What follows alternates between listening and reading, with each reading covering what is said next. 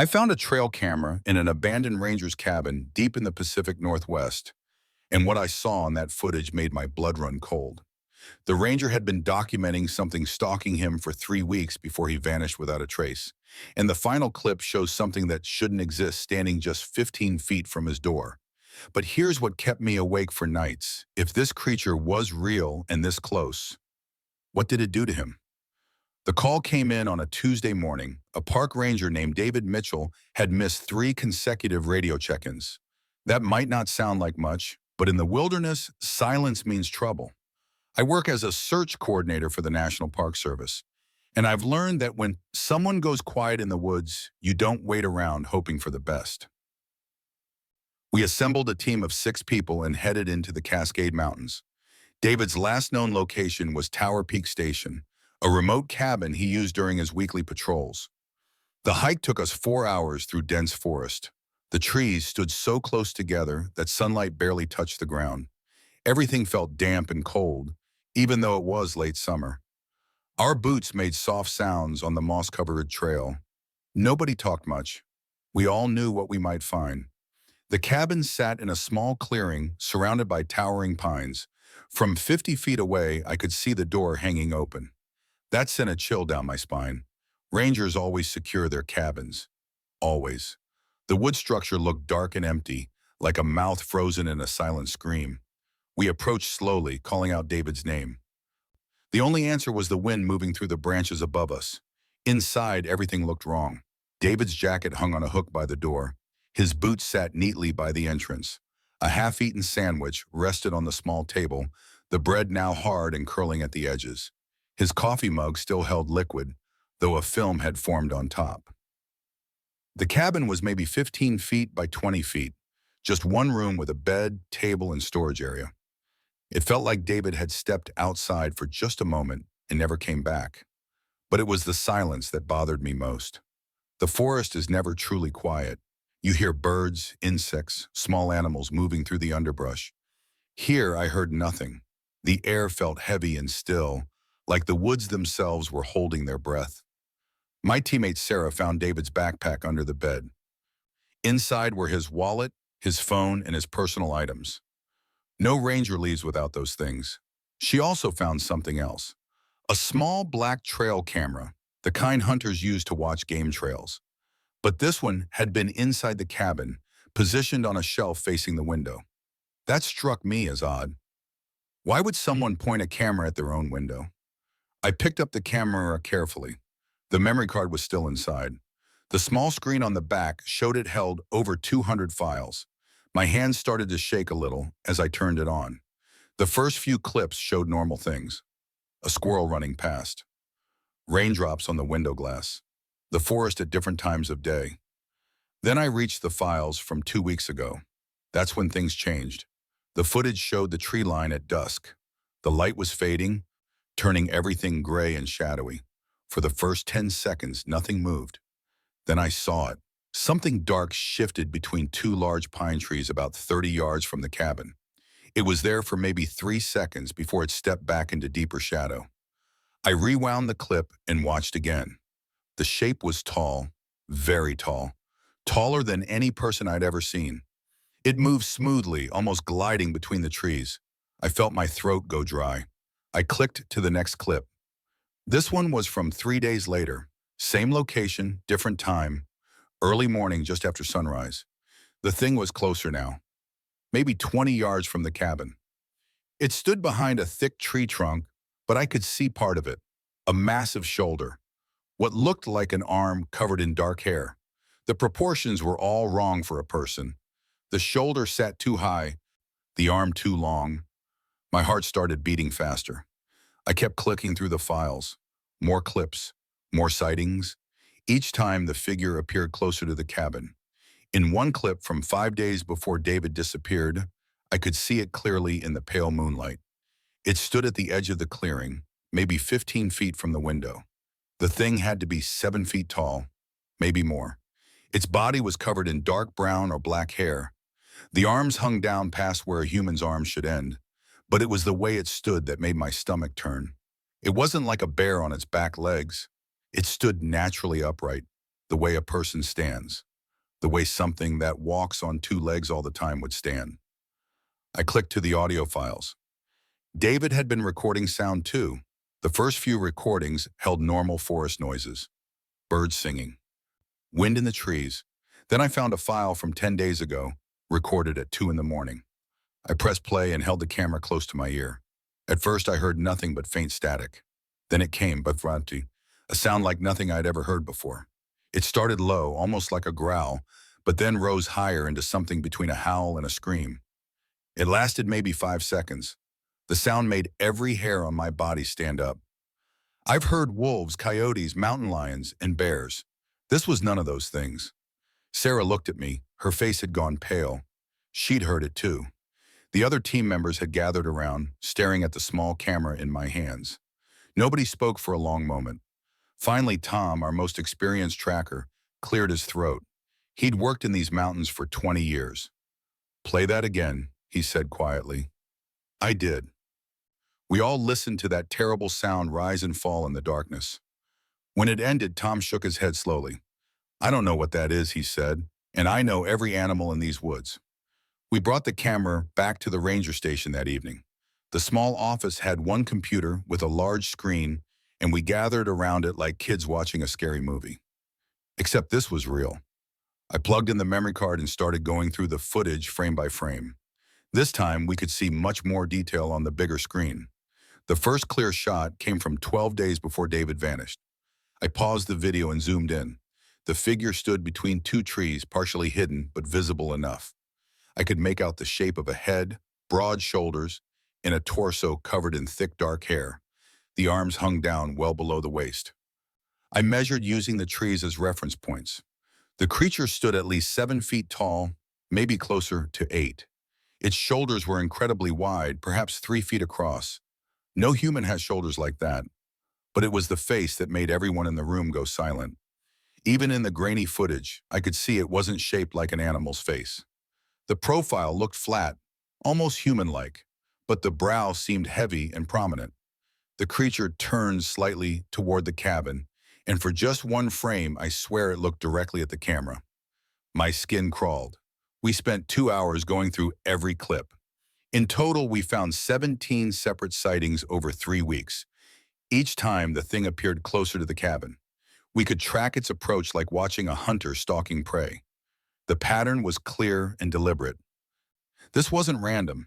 Whatever this creature was, it had been watching David for weeks. The next morning, Tom and I went back to the cabin to search the perimeter. The ground around the structure was mostly hard-packed dirt and pine needles, not great for tracks. But Tom has eyes like a hawk. 20 feet from the back window, he stopped and knelt down. He waved me over without saying a word. There in a patch of soft mud was a footprint. My breath caught in my throat. The print was enormous, at least 18 inches long and 7 inches wide. It had 5 toes like a human foot, but the proportions were all wrong. The foot was much wider and the toes were thicker. The impression went deep into the mud, more than an inch down. Whatever made this print was incredibly heavy. Tom pulled out his measuring tape. We documented everything. The stride length between prints was over 6 feet. A tall human might have a stride of 3 feet, maybe 3.5. This thing was covering twice that distance with each step. We found 4 more prints leading away from the cabin toward the dense forest. Then the trail vanished on harder ground. Back inside the cabin, Sarah made another discovery. David had kept a small notebook tucked inside his sleeping bag. We'd missed it the first time. The journal had entries going back 5 weeks. The early pages were normal. Notes about trail conditions, weather observations, wildlife sightings. Then 3 weeks ago, the tone changed completely. David wrote about feeling watched. He described an uneasy feeling that wouldn't go away, like invisible eyes following him during his patrols. He mentioned hearing strange sounds at night, knocking noises that seemed to come from different directions, heavy footsteps circling the cabin. He wrote that the birds had stopped singing near his station. The squirrels and chipmunks that usually came around had disappeared. One entry from 2 weeks ago made my blood run cold. David wrote that his radio had started acting strange. It would turn on by itself in the middle of the night, blasting static. His flashlight died 3 times, even with fresh batteries. His watch stopped working. He wrote that he felt like the forest itself had turned against him, that something wanted him to leave. The final entry was from the day before he disappeared. David's handwriting looked shaky and rushed. He wrote that he'd seen it clearly the night before, a massive figure standing in the moonlight just outside his window. He described it as 8 feet tall with arms that reached almost to its knees. He said it had watched him for a full minute before walking away into the trees. David wrote that he was sure it would come back. The entry ended mid-sentence, like he'd put the pen down and never picked it up again. We decided to bring in expert help. Dr. Karen Ross taught wildlife biology at the State University. She'd spent 30 years studying large mammals in North America. We sent her the footage and the photos of the footprints. She called back within 3 hours. Her voice sounded tight and uncertain, something I'd never heard from her before. She said the footprints didn't match any known animal in the region. Bears have 5 toes but walk differently. Their prints look nothing like this. Mountain gorillas have similar feet, but they don't live anywhere near North America. The stride length was impossible for any documented primate. The size was beyond anything in the scientific record for this continent. As for the footage, Dr. Ross couldn't explain it either. She'd looked at every frame we sent. The figure's movement was too smooth and natural to be a person in a costume. The proportions were wrong for any known animal. The behavior, the stalking pattern, the way it moved through the forest, none of it fit established wildlife patterns. She said she'd need to see more evidence before drawing any conclusions, but her voice betrayed her confusion. We created a timeline using the journal entries and the camera footage. The picture that emerged was terrifying. For 3 full weeks, something had been systematically approaching David's cabin. It came closer night after night. It had watched him through his windows. It had circled his cabin in the darkness. And based on the final journal entry and the last camera footage, it had been standing just 15 feet from his door the night before he vanished. Tom looked at the timeline we'd created on the whiteboard. He rubbed his face with both hands. It was hunting him, he said quietly, studying him, learning his patterns. And then, he didn't finish the sentence. He didn't need to. We had to go back. The search wasn't over. David's body had never been found, and protocol demanded we conduct a thorough ground search of the area. The thought of returning to that cabin made my stomach twist into knots. But we had a job to do. We assembled the same team plus 2 additional searchers, 8 of us total. We planned to stay 3 days using the cabin as our base. The hike felt different this time. I couldn't shake the feeling that we were being watched. Every shadow between the trees seemed to hide something. Every snapping branch made me jump. Sarah walked beside me, and I could tell she felt it too. Her eyes kept darting to the forest on either side of the trail. Nobody talked much. The usual jokes and small talk that happen on searches were completely absent. If you enjoyed this story, make sure to subscribe. I don't want you missing out on tomorrow's new Bigfoot story. Thanks for watching. We reached the cabin in the late afternoon. The sun was already dropping behind the mountains, casting long shadows across the clearing. I felt my heart rate pick up as we approached. The door was still open, just like we'd left it.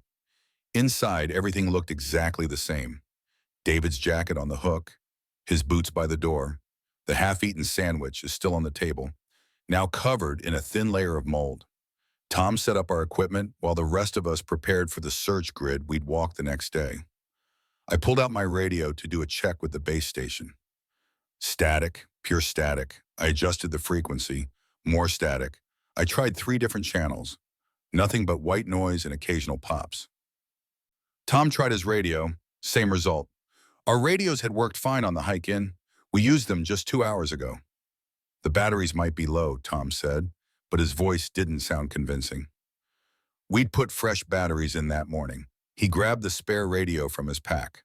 Same problem, 5 radios, all showing full battery, all producing nothing but static. Tom and I looked at each other. We were both thinking the same thing. David had written about his radio acting strange. Now ours were doing it too. As darkness fell, the feeling of being watched grew stronger. I sat on the cabin steps, trying to calm my nerves. The forest had gone completely quiet again. No birds, no insects, no small animals rustling through the underbrush. just silence. Heavy, thick silence that pressed against my ears. Mark, one of our newer team members, came and sat beside me. His hands were shaking. "Do you feel that?" he whispered. "Like something's out there?" I nodded. I felt it. We all felt it. It was like a pressure in the air, an electric tension that made the hair on your arms stand up. Mark was only 23. This was his first strange case. His face looked pale in the dying light. "I want to go home," he said quietly. I couldn't blame him. Part of me wanted to leave too. We took turns keeping watch that night. Nobody slept well. I had the midnight to 2 a.m. shift. I sat inside by the window with a flashlight, trying to peer into the darkness outside. The moon was only a thin slice, providing almost no light. The forest was a wall of black. At 1:15, I heard it, the knocking sound. 3 slow, deliberate knocks coming from somewhere in the trees. Then an answer from a different direction. 3 more knocks, then silence. My hands started sweating. I woke Tom for his shift early. I couldn't stay at that window anymore. The next morning, we found fresh footprints, the same massive tracks we'd documented before. They circled the entire cabin.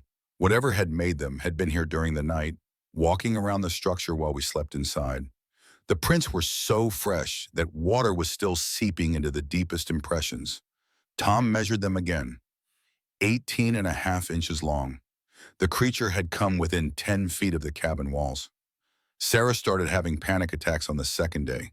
She'd been reviewing the camera footage again on her laptop, going through it frame by frame, when she suddenly closed the computer and started breathing rapidly. Her face went white. Sweat beaded on her forehead. "I can't look at it anymore," she gasped. "Every time I see that thing, I feel like it's watching me, like it's right behind me." She refused to open the laptop again. That night, she asked to be assigned to the perimeter watch instead of staying inside the cabin. Our flashlights started dying. All of them. We'd brought 12 lights with fresh batteries. By the second evening, 9 of them wouldn't turn on. The batteries showed full charge when we tested them with a meter, but the lights simply wouldn't work. Mark's watch stopped. Then mine stopped. Both of them had been working perfectly fine until we arrived at the cabin. The technical failures were mounting, just like David had described in his journal. On the third night, we caught something on audio. We'd set up recording equipment around the cabin's perimeter, hoping to document anything unusual. At 3:17 in the morning, all 4 recorders captured the same sound, that terrible vocalization, the one from David's recordings. But this time it was much closer, maybe 30 yards from the cabin. The sound rose and fell, echoing through the trees. It lasted 8 seconds. When it ended, I heard something else, heavy footsteps moving through the forest, moving away from us, moving fast. We packed up that morning and left. We'd completed our search grid and found nothing. No sign of David. No evidence of what happened to him. Just those massive footprints circling the cabin and that horrible sound in the night. The hike out felt like escaping. Nobody looked back. The hardest part came a week later. David's wife, Jennifer, came to the station. She wanted to know what we'd found. She wanted answers. I sat across from her in a small meeting room, trying to figure out what to say. How do you tell someone that their husband disappeared after being stalked by something that shouldn't exist? How do you explain footprints that big? How do you play her in that audio recording? I told her the truth, most of it anyway. I showed her the journal entries. I explained about the footage. I played her 2 of the clearer video clips. She watched in silence, her hands clasped tight in her lap. When the clips ended, she looked at me with red, tired eyes. "What was it?" she asked. I had no answer to give her. "I don't know," I said quietly. "I honestly don't know." She started crying then, not because her husband was gone. She'd already accepted that possibility. She cried because she didn't understand why. Because there was no body to bury, no clear explanation to hold on to. Just questions. Terrible, unanswerable questions that would haunt her forever. After David's case, I couldn't let it go. Something about the whole situation felt wrong, incomplete. I started digging through old files at the ranger station during my off hours. What I found made my blood run cold. David wasn't the first person to disappear in that area. He wasn't even the 10th. I pulled records going back 40 years. In that time, 17 people had vanished within a 20-mile radius of Tower Peak Station. 17. Some were hikers, some were hunters. 3 were park rangers like David. The pattern was always the same. Personal belongings left behind, no signs of struggle, no bodies ever recovered. The cases would stay open for a few years, then quietly get filed away as unsolved. Nobody had ever connected them together because they happened years apart. But when you laid them out on a map, they formed a rough circle around the same forest area. I brought my findings to Tom. We spent an entire weekend going through each case file. We found something else. In 12 of the 17 cases, people had reported feeling watched before they disappeared. 7 of them mentioned strange sounds in the woods. 4 described seeing a large figure moving through the trees. One hunter from 1992 had taken a photo of massive footprints. The picture was grainy and old, but the prints looked identical to the ones we'd found at David's cabin. Tom knew an elder from the local Native American tribe. Her name was Margaret Red Cloud, and she was 92 years old. She'd grown up in these mountains before the national park existed. Tom arranged a meeting. We drove to her house on a gray afternoon. She lived in a small cabin with her granddaughter. The walls were covered with old photographs and traditional artwork. Margaret listened as we told her about David. We showed her photos of the footprints and played her the audio recording. She nodded slowly, her weathered face showing no surprise. My grandfather told me stories, she said in a quiet, steady voice. His grandfather told him. The old ones called them the forest people. They've lived in these mountains for longer than anyone can remember. She explained that her people had always known about the creatures. They avoided certain areas of the forest. They left offerings of food at the boundaries. They taught their children to respect the deep woods and never go in alone. They're not evil, Margaret said, but they're not human either. They have their own ways, their own places. When people ignore the warnings and push too far into their territory, sometimes those people don't come back. I asked her how many there might be. She shook her head. Nobody knows. They're very good at hiding, very smart. They only show themselves when they want to. She looked at me with dark, knowing eyes. Your friend, the ranger. He was in their territory. They watched him. They tried to warn him away with sounds and signs, but he stayed, so they took him. The words sent chills down my spine. Took him, not killed him, took him. I asked what she meant. Margaret's expression grew sad. We don't know what happens to the ones they take. Our stories don't tell us that part. They just say the forest people claim those who refuse to leave their lands. We thanked her and left. On the drive back, Tom and I didn't speak for a long time. Finally, he broke the silence. Do we tell people? Do we make this public? I'd been asking myself the same question. If we released the footage and the evidence, what would happen? Chaos, probably. Hunters and thrill seekers flooding into the forest. People getting hurt or lost, looking for proof. Maybe more disappearances. I reached out to Dr. Ross again. I told her everything we'd learned. She was quiet for a long moment. The scientific community will never accept this, she finally said. Not without a body, not without DNA evidence. You have footprints and grainy footage. Half the scientists will call it a hoax. The other half will demand more proof before they'll even consider it. She paused. But I believe you. I've seen enough to know you're not making this up. Something is out there, something we don't understand. The Park Service held a meeting about safety protocols. They wanted to know what we recommended based on David's case. I stood in a room full of administrators and senior rangers. I wanted to tell them the truth. I wanted to explain about the creature and the pattern of disappearances, but I knew they'd never believe it.